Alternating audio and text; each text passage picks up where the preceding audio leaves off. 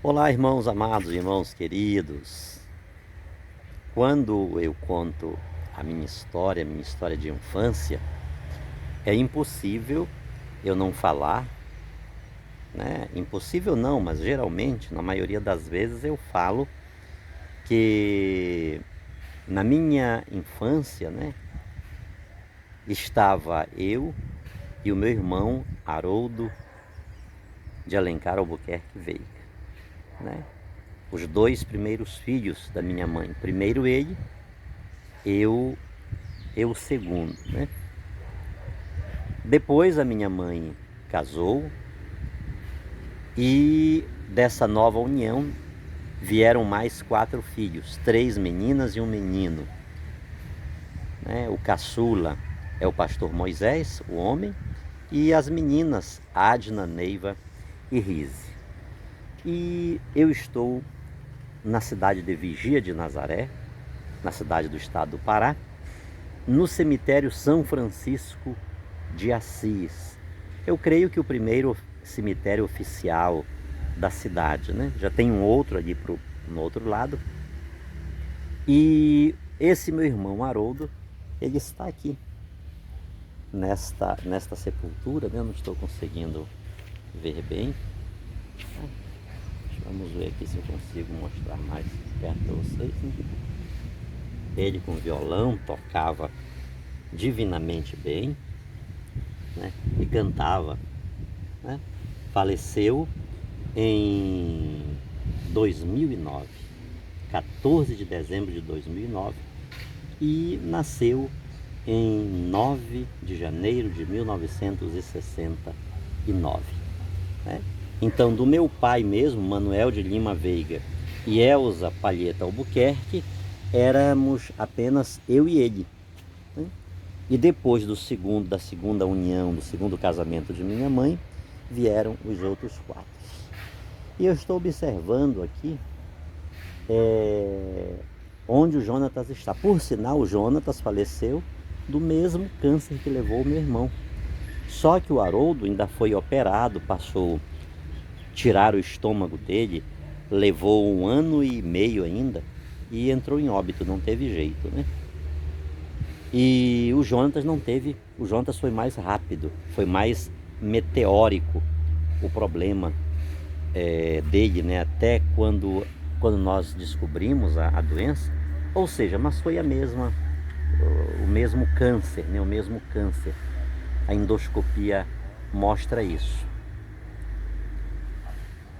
Aí eu estou vendo aqui onde o Jonatas está, o cemitério lá como é, né? Olha o quanto esse mundo é vasto e amplo. Não tem lá essas catacumbas, né? Assim, dessa forma, né? As sepulturas construídas desse jeito aqui, né? Lá é tudo, eles enterram, colocam as placas de concreto e só uma pequena placa em cima, a placa de identificação, né? E olha aqui o jeito que é esse cemitério, né? Olha, né?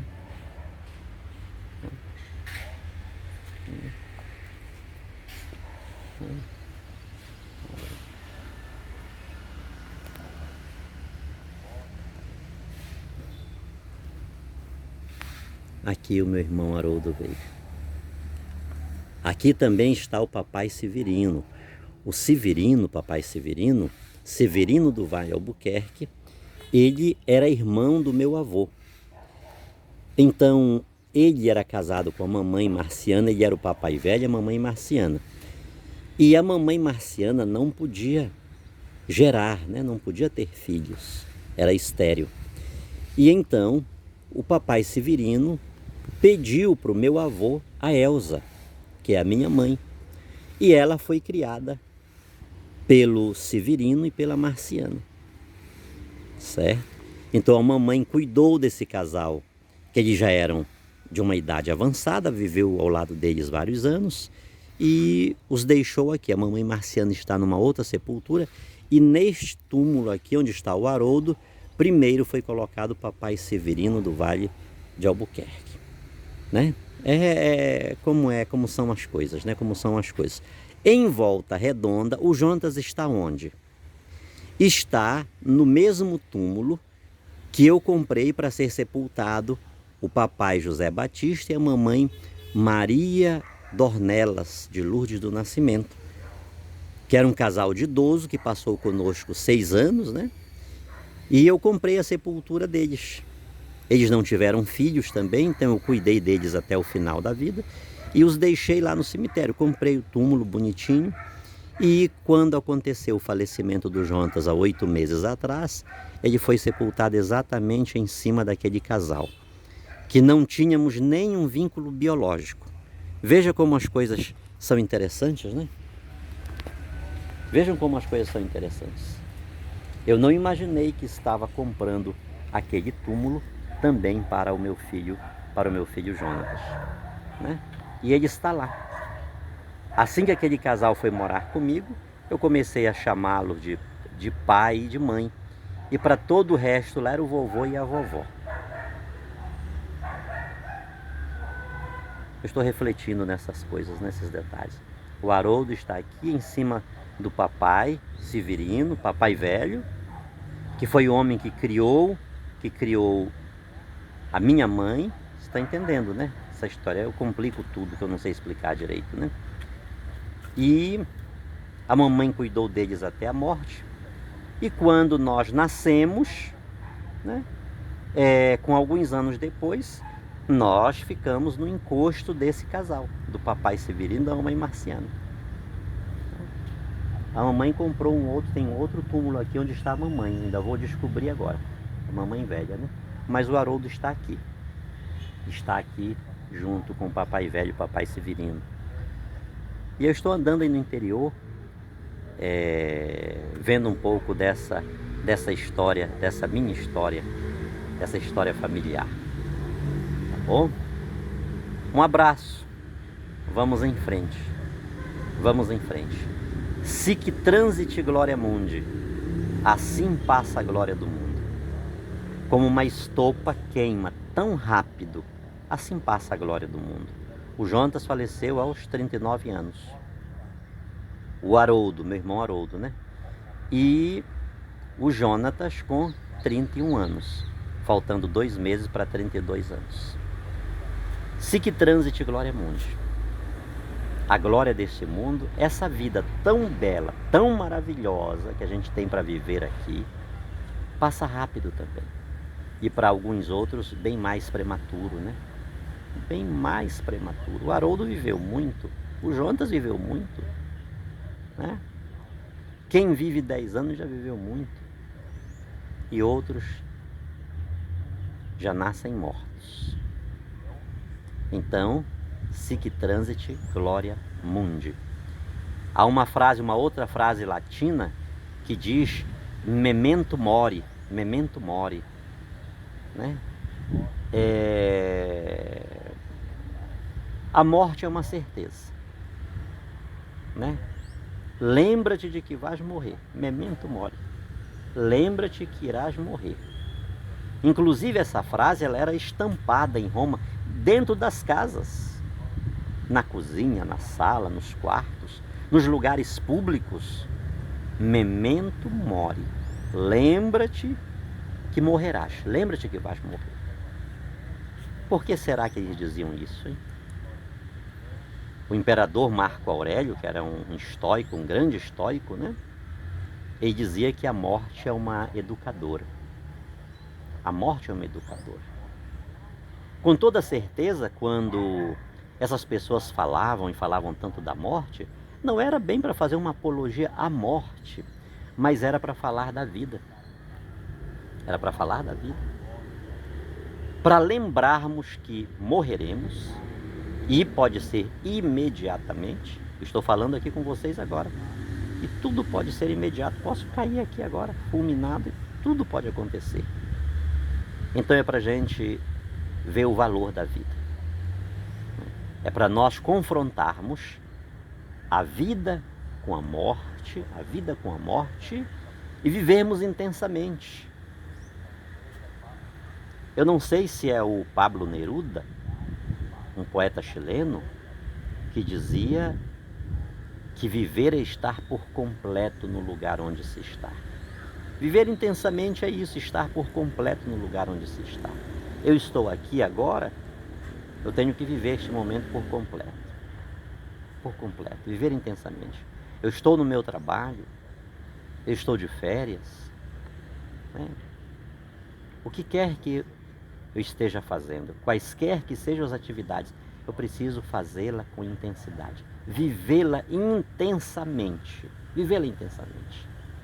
Viver intensamente com os nossos familiares, com os nossos amigos, nossos colegas de trabalho, porque memento mori, porque sic transit gloria mundi, porque noblesse, é um provérbio francês, noblesse oblige, a nobreza obriga.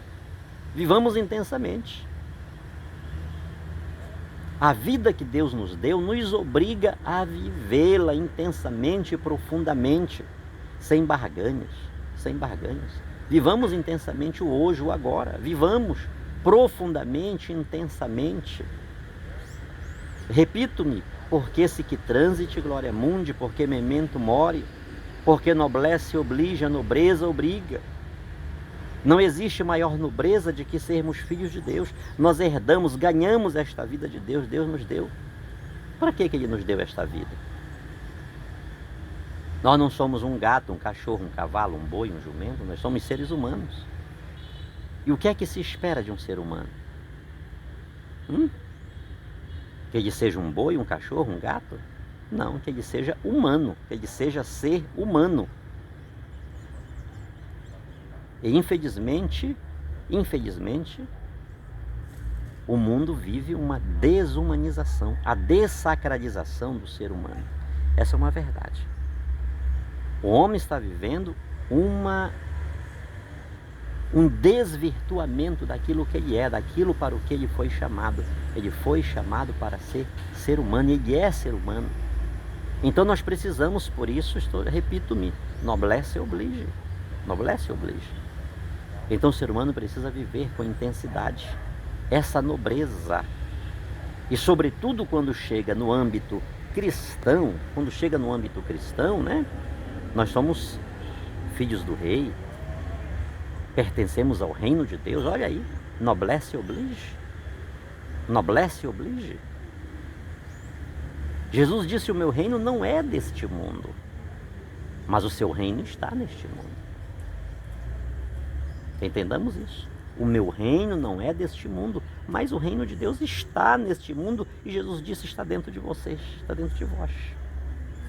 Então observe o quanto noblesse oblige, o quanto a nobreza obriga, o quanto ser parte desse reino obriga-nos a vivermos como tais, como pertencentes a esse reino.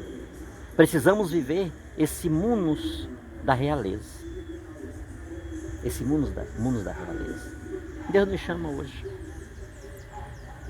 a sermos seres humanos, a lembrarmos que vamos morrer, não para vivermos em choque, não para vivermos sofrendo, não, mas para vivermos bem o momento que estamos aqui na vida, né? Temos em vida. O professor Cortella que sempre diz, né? Em relação à morte. Nós não temos todo o tempo do mundo para viver uma vida fútil, banal, robótica, superficial. Não temos. O nosso tempo é hoje. E não devemos estar preocupados com a morte, porque a morte é um fato, ela acontecerá hoje, amanhã, depois. Ontem, antes de ontem, ano passado, quantos já foram? E nós estamos esperando a nossa vez. Aí o Cortella diz o seguinte, mas eu não estou preocupado com a morte, eu estou preocupado com a vida. O que estou fazendo antes da minha morte? Antes que a minha morte chegue? Estou vivendo? Ou já estou comportando-me como um morto antes de morrer? Não sei onde eu li, não sei onde eu escutei, né? Inclusive quando o Haroldo morreu, uma das coisas que eu falei foi isso, né? E escrevi para ele que muitas pessoas mortas continuarão vivas. Mas muitas pessoas vivas já estão mortas. Isso é sério, queridos. Isso é sério. Uma hora eu, você estaremos aqui também. Neste cemitério, em outros dos milhares que existem por aí. Mas, por enquanto, estamos vivos.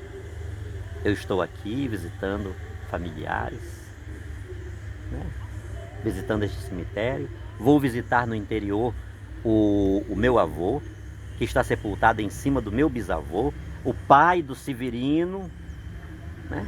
E de mais 12 irmãos, contando com meu avô, o papai Severino, tio Jorge, tio Aguinaldo, tio Teodoro. É uma ruma de homens, né? E vou visitar lá também.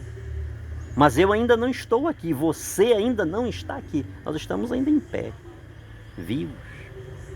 Talvez paralítico, talvez com diabetes, mas ainda estamos vivos. O que estamos fazendo nessa hora, nesse momento que ainda estamos vivos?